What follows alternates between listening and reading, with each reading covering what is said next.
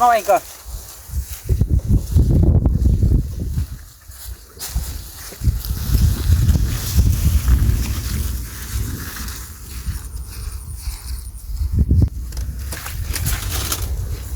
Dạ nôn ra rồi.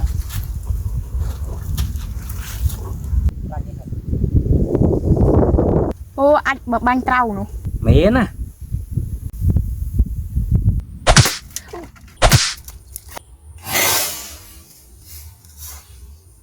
Wow, khang men.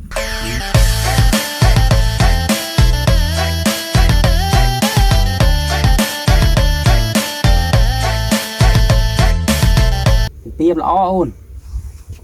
Mới một trâu rồi. Mình tiêm không? Trụ số 4. Chạm một viên gầm đợt đầu tiên. Đó nó chăng lên hả? Mở số bồi dặm na lùi bạn nữa. Lừa hết. Đừng hơi. Bye bye. Chấm á. Ủa đang phơm mạch gì? Chết bắn.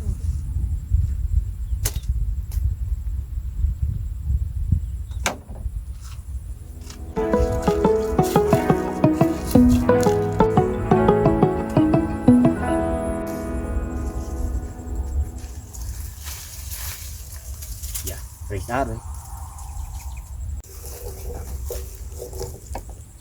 Chồng, na cái đích ổn to.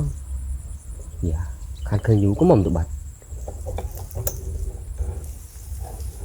Rồi tình dây lên sân nè. Buồn cười mình đi thôi. Đừng smart nam màu thì nghe thấy. Sray ôn. Dạ. Mua màn điện đấy. Ô pin nhỉ. Ở đây có ổn to không mến?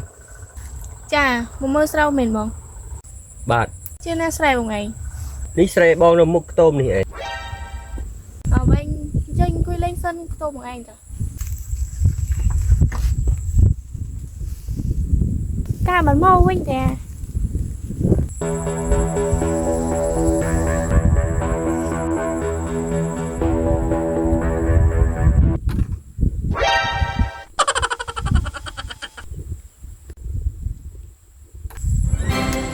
Vòng phơi nè. Miền ơi ổn, khơi dịp tiêm sát chả trong pha. Chỉ biết bao nhiêu từ vậy sao bạch cái tụi nhom mờ.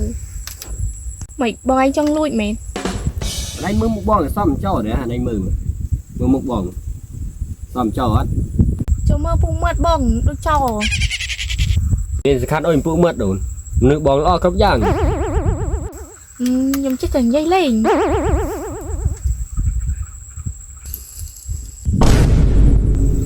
Ôi, ơi du men xong xay trơn chụp hậu đứng nhà.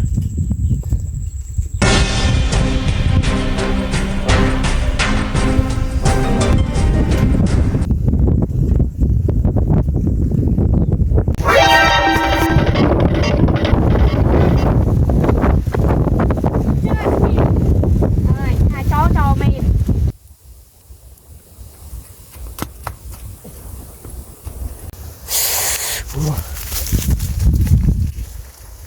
Anh tha chó cho men.